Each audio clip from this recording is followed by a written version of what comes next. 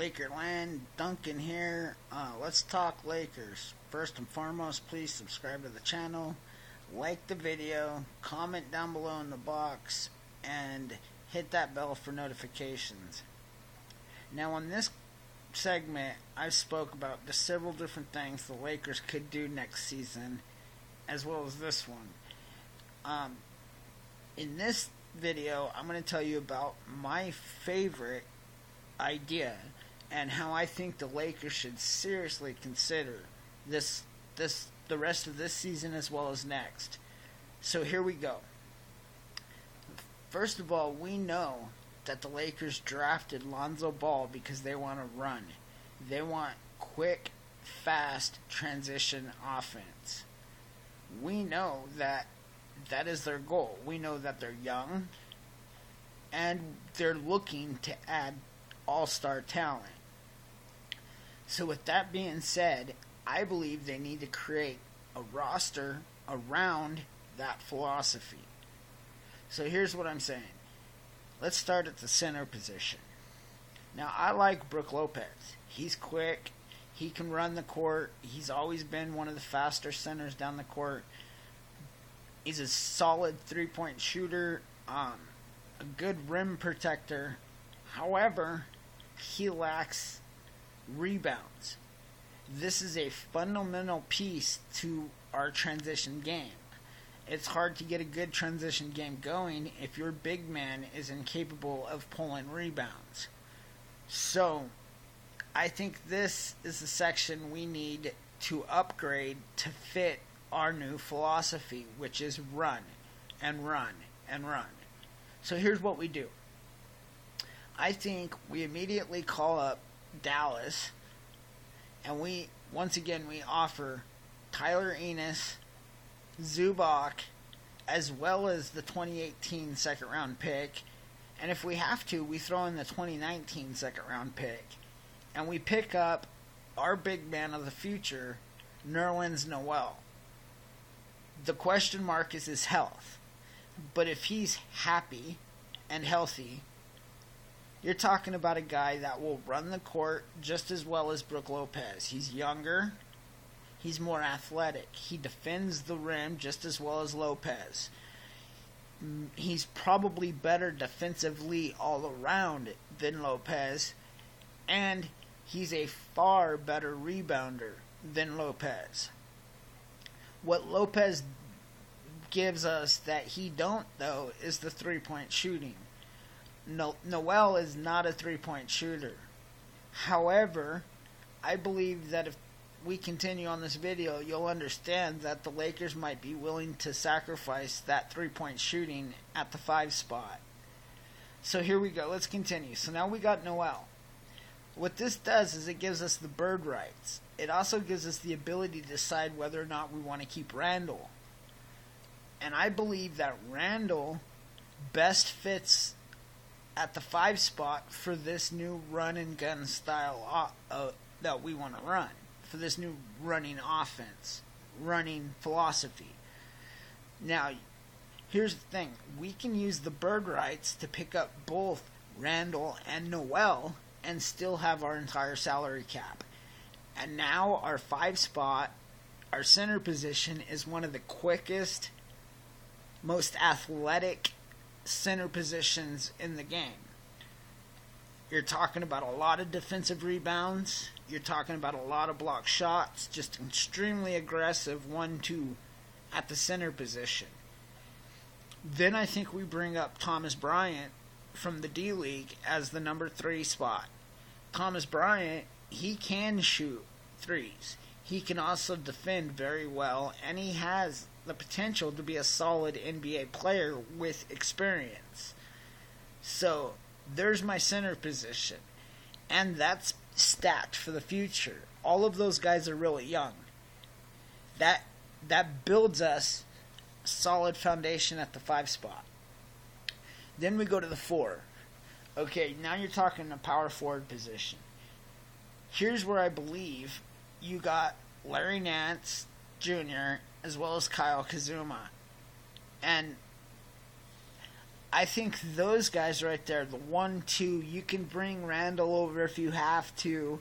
You can I believe those two. Kazuma's turning out to be a monster. He's a rookie, but he's a rookie that's far exceeding expectations.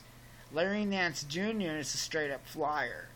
Okay, and he's going to have a lot more opportunities with this new style of running. This fits well. This is an athletic, run the court, get the ball, and showtime dunk or finish. This fits Larry Nance Jr. And Jr. is getting to become a better rebounder, and he's improving on the defensive side. So I believe this is a solid 1-2. It's not an all-star level, but it can be as Kazuma and Nance Jr. get better. I believe that we could trade Brook Lopez to a championship caliber team, or a team like Milwaukee that's in need of a center. A playoff contending team that really needs a 5 spot. Lopez has bird rights, which makes him tradable.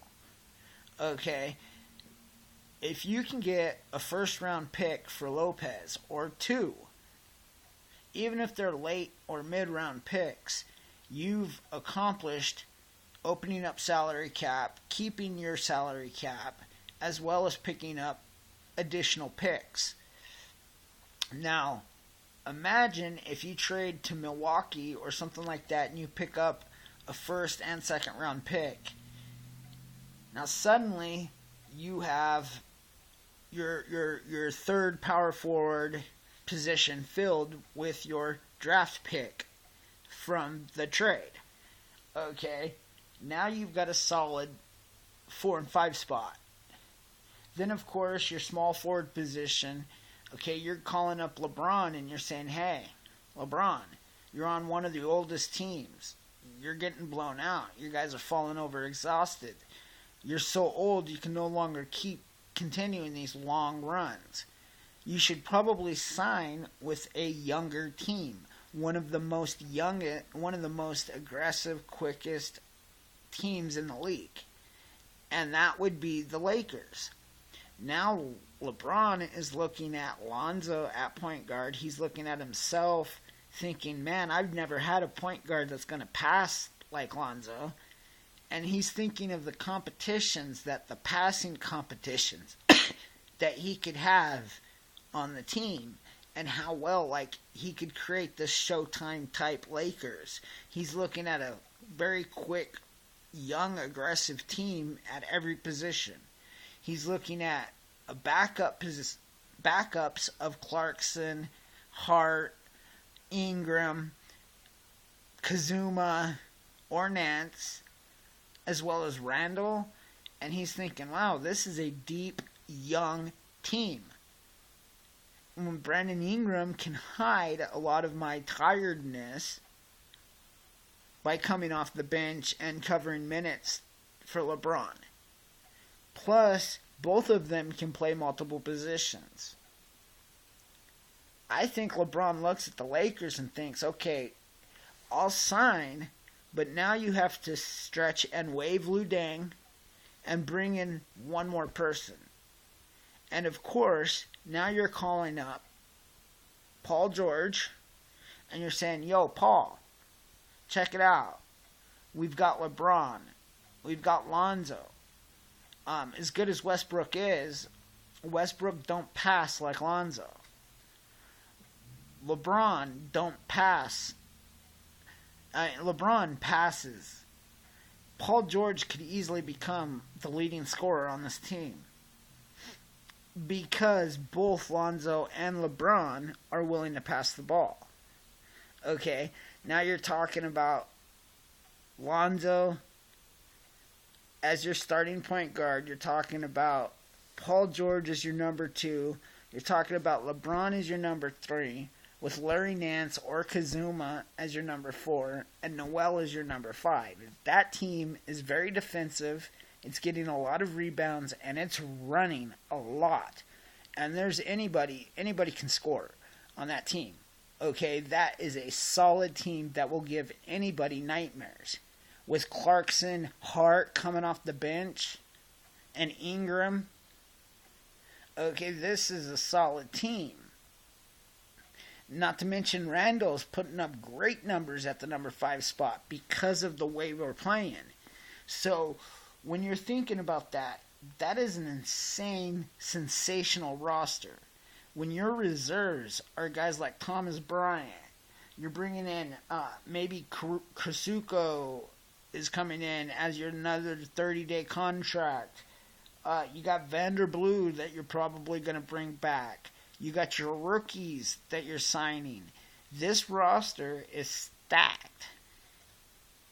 And it would be very fast.